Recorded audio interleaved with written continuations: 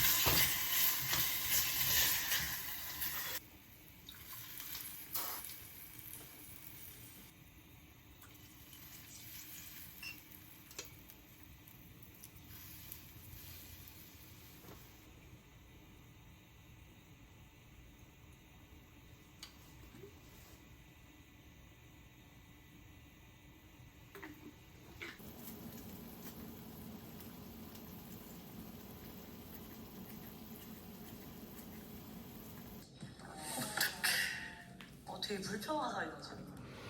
이미 나는 저 정도면 뭐 바닥이니까 얘기한 거죠.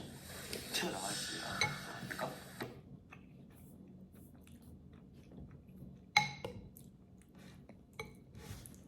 Si has visitado Barcelona, seguro que conoces la Sagrada Familia, la Casa Patio y la Pedrera.